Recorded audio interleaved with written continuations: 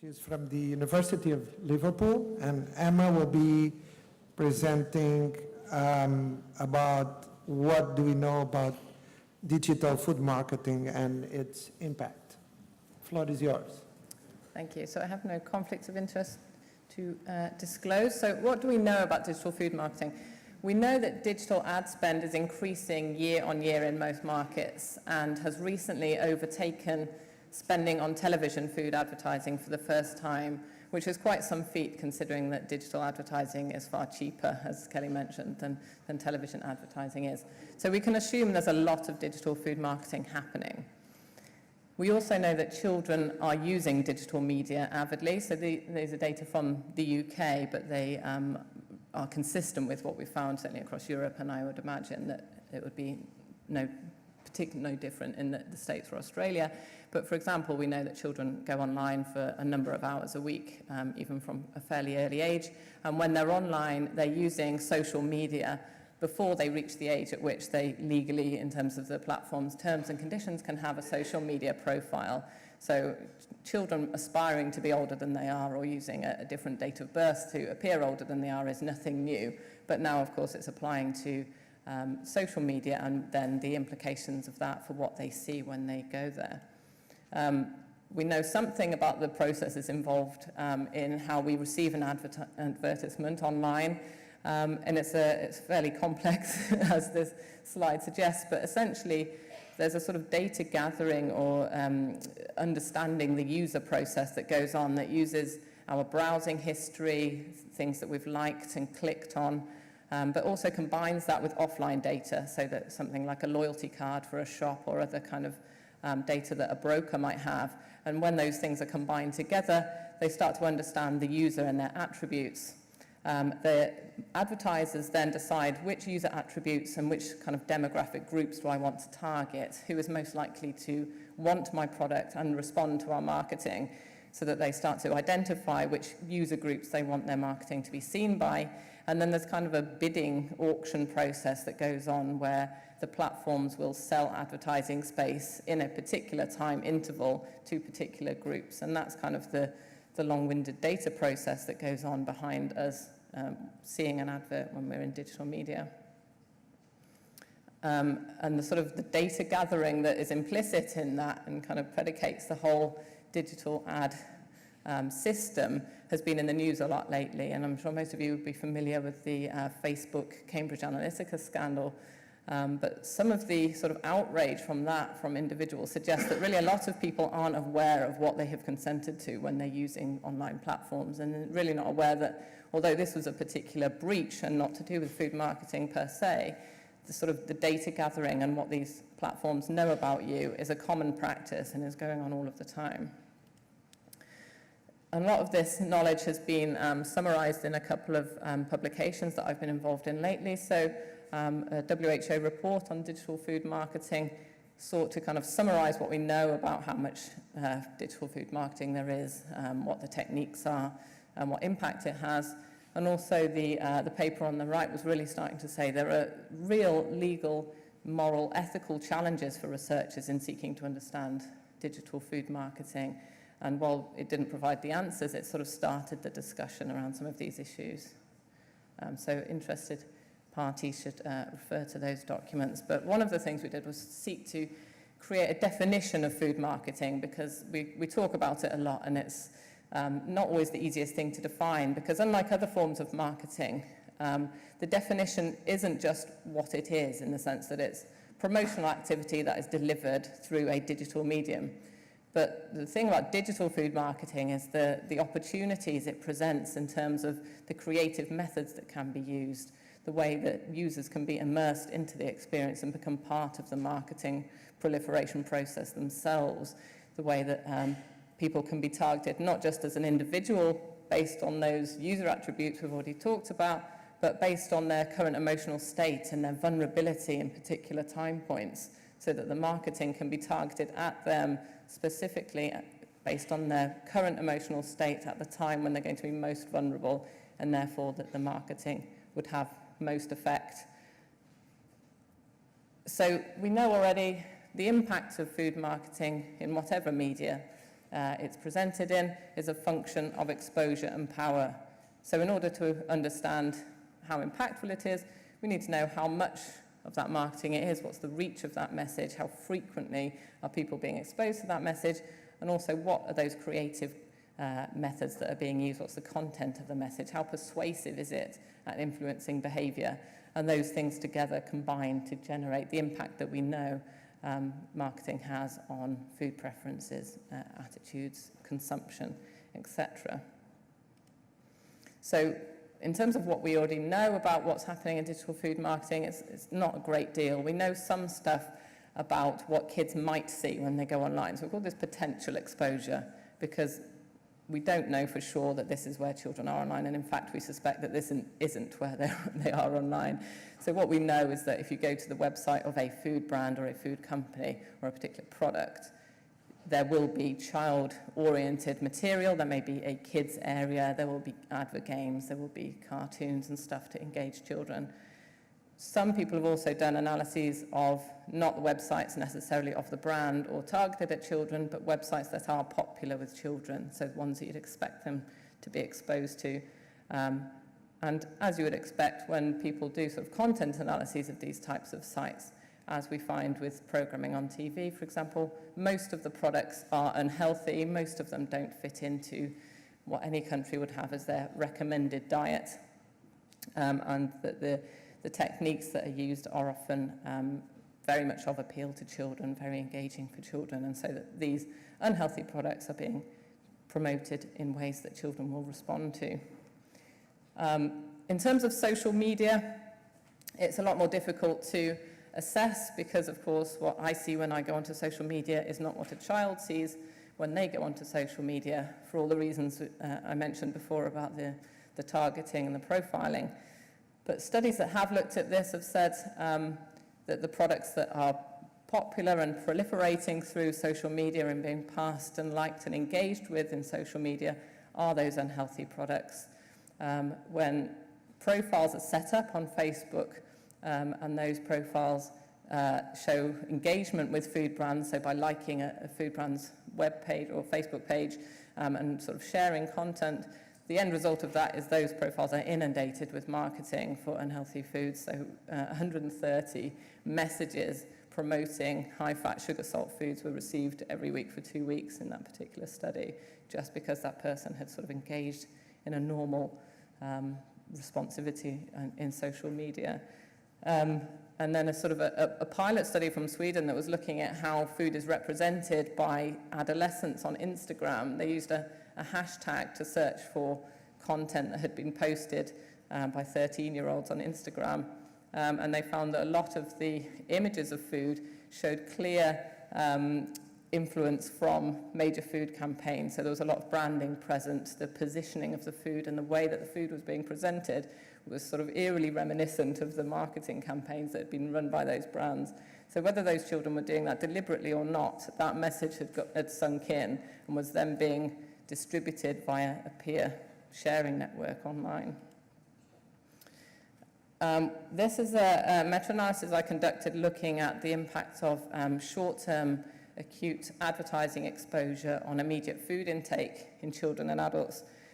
We can ignore the top section, which is the adults in this instance, not because it's adults, but because all of those studies were television and not digital.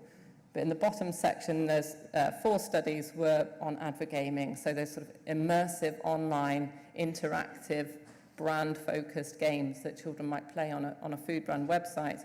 And when children were exposed to those games versus non-food games or no game at all, afterwards their food consumption would have gone up substantially. And what we saw there when we combined all these data together is that the impact on consumption of digital food marketing was consistent with what we've found previously for TV. And these are just some of those studies that looked at that. So the top study in red found essentially that it didn't matter what the brand or the product was in that advert game. It could be promoting fruit, it could be promoting chocolate.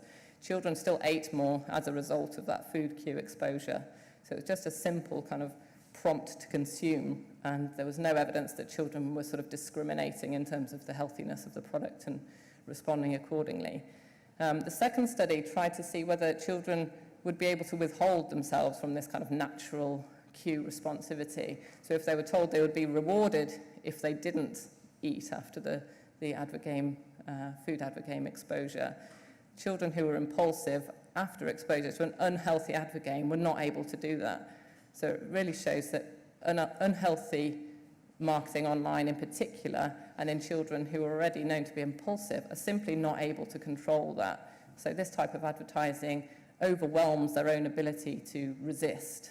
And the last one was looking at eye tracking, so that the gaze, the fixation and the duration of fixation was measured. And they found that the children who immediately their attention was grabbed by some sort of food message, so the brand logo, brand imagery, or the food product, if their attention was grabbed by it immediately and held there for a long time, those who did that more, so that the attention was grabbed most quickly, their attention was held for the most amount of time, responded most, so ate the most afterwards. So it really is something that we need to understand more. Any of you who are in the nutritional childhood obesity session just after lunch yesterday will have seen this already, so I apologise for the cross-posting, as it were. But Anna Coates, my student at the University of Liverpool, has just conducted a study looking at a different form of digital food marketing, which is the vlogger, video blogger kind of influencer effect. And we found that when children are exposed to images like these, just in a still image here, as might be seen on Instagram, when children see those vloggers who are sort of influential, new age celebrities, as it were, their snack consumption afterwards increases. They eat more, and they eat more particularly of the unhealthy food compared to children who have seen healthy food images or non-food images. And this is a lot more of an implicit form of marketing that we wouldn't pick up through content analyses of food brand websites. So even that sort of exposure seemingly is powerful. This is a recent systematic review that looked at digital marketing for all sorts of unhealthy commodities and kind of summarised what we know about those things. And they found there's a lot of evidence, particularly for alcohol, that digital marketing for those products increases current consumption and intent to consume. But there are far fewer studies doing that with food. And they're interesting, they picked up that young people were sceptical of advertising in Facebook, but that they didn't see all forms of marketing as marketing. So if it was a sidebar ad that was very clearly brand-driven, or it was sort of separate from the content, they were sceptical of that because they could tell that there was an advertiser motive there. But if it's sort of more implicit or built into the user experience, then they're not seeing that as marketing, and therefore any form of defense they may have would not be used.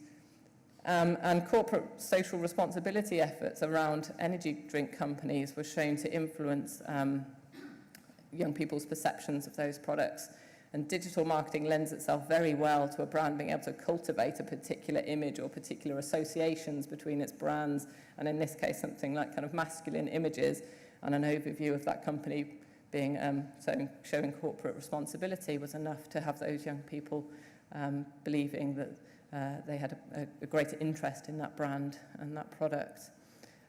So we're continuing to try to find out what's going on. We don't know a great deal, but we do know that brands and industry often report that digital marketing amplifies traditional media effects and has massive impact on ad recall, attitudes, purchase intention, and all of this stuff. But the problem is that we don't have access to that data. All of their data, all of their research that they do to know that this is impactful is kept under wraps. They have all of that massive data about who's on what website, when they're there, what they're clicking on, what they're doing when they're there, and we don't have that. So we're starting out from a position of them being very powerful, the likes of Facebook and Snapchat and all these companies. And as public health researchers, we can request to use that data, but the rule is that you can't have it if what you're doing does not support or in any way might damage their business model. And given that their business model is driven by advertising, I would imagine that if I requested their data, they would tell me where to go. So we don't have that. We have to find another way to do this. Primary data collection is not the same as it would be for TV. We can't simply see what is being put out there and quantify it and look at the messages in the same way, because, as I say, what I see online is not the same as what a child sees. it's individual and it's behaviourally targeted. And that brings challenges. There are also ethical challenges. So even if we were able to get a particular individual willing to show us what they're seeing in social media, by implication, we would then be seeing information about their wider social network as well. And if those people haven't agreed and consented to participate, then there's an issue there about how you deal with that. And of course, there are legal considerations as well. I'm sure you're all familiar with the General Data Protection Regulation that comes in, I think, tomorrow. So you'll be getting all of those emails about, we want to keep in touch with you, click on this and modify your preferences so we can keep using your data. And within the GDPR, there are particular considerations given to scientific research. So they understand that there's a need for a balance between information sharing that's in the public interest versus the need for individuals and their data privacy. But then you do still have to be careful, because even if something is in the public domain, if it's on an internet platform or a social media platform, then there's still a legal position where somebody could argue that they believed that information was sort of the word reasonable expectation of privacy. So they've put it out in the public domain, but they still have a reasonable expectation that that won't then be taken by a researcher and proliferated. Legal terms and conditions of platforms. Legally, you can't set up a fake account in order to see what happens. Facebook has that in their terms and conditions. So you'd have to be willing to face the potential wrath of Facebook's lawyers if you were to do that in the pursuit of data on this subject. But arguably, research in this area is of genuine social benefit, so I don't think we should be put off by these challenges. But as Kelly says, there's also the argument that we've already demonstrated these effects a number of times in another media. So there's an argument that we should just take a precautionary principle here and not wait for 30 years of evidence to be gathered on digital marketing, by which time it would have moved on to something else anyway, and that we should just say, fundamentally, we know marketing is harmful, and therefore we can act on a policy basis or any of these other, use any of these other levers in order to start to protect children without waiting for all of this to occur. Thank you very much.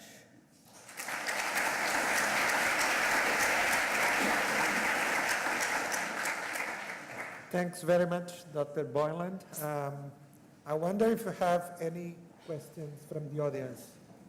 We have a couple of minutes. Yes, please. Hello, Louise Bauer from the University of Sydney. Hi, Emma. Emma, I was wondering, we've just had, we've all seen the, in the US and in Europe, the focus on Facebook and discussion, hearings about that. Do you know if there have been any questions, any reasonable questioning and any reasonable answers around the digital marketing and impact on children and young people in that, or have they not focused on any of those aspects? They seem to have avoided all questioning altogether, from what I can tell. Mark Zuckerberg has been in front of various panels, but has the setup of the panels has either been very poor, so that he's been able to pick and choose what he responded to, or he was giving very kind of scripted politician-like answers that actually had no real content or response to the question. So I've not seen anything that has tapped into that side of things at this point. It was more around how they've tightened up the rules around third-party apps being able to distribute data that's been collected through Facebook. And I know those regulations have changed. And also we have GDPR now, but that doesn't implicitly stop behavioural profiling and tracking of young people. So there's still a way to go before that's properly on the agenda and properly being addressed. Next question, please. Thank you. Well, actually, you have partly answered the question I was going to ask, because you raised the fact that the GDPR is going to be implemented as of tomorrow across the European Union. And it does give a slightly higher protection of data of the individuals in the European Union. And I was just wondering whether, talking about the future research question and so on and so forth, does that give us a window of opportunity in terms of getting a stronger focus on digital marketing, which targets particular children? I think it's an opportunity to raise awareness and, like you were saying, sort of get the parents on side. I think it's very much in the public eye at the moment that this is a thing and that they have these data on us and we're being tracked everywhere where we go online as a result of GDPR and everything. But what that does is say that users have to be more informed about what happens with their data, and there has to be a more explicit consent process for the use of that data. Now, arguably, even adults aren't able to fully comprehend what it means when we say, yes, you can have my data, and yes, I consent for this to happen. So not only would we not expect children to be able to do that for themselves, but even suggesting that a parent would be able to do that on a child's behalf really is it's not true informed consent when we don't fully understand that. But I think the awareness that has come as a result of GDPR coming in and as a result of those scandals does suggest we have a window of opportunity to say, that's awful, but this is also going on online and we need to deal with it. Can I elaborate a little bit on the question? One sec. No, it was actually what I think was more like making the linkage between the fact that policymakers have accepted that there is a need for protection of personal data, to actually remind them that there is even greater need, perhaps, to protect children from the very invasive digital marketing. Sure, yeah, I think that there's an implicit argument there that, yes, something needs to be done to stop the sort of free-for-all we have at the moment. But part of that will be, as you say, getting kind of parents and the general public aware that although there are other issues of sort of like grooming that seem more immediate and more dangerous when we're thinking about children's online behaviour, that actually that this is also happening and we shouldn't ignore it. Last question, please.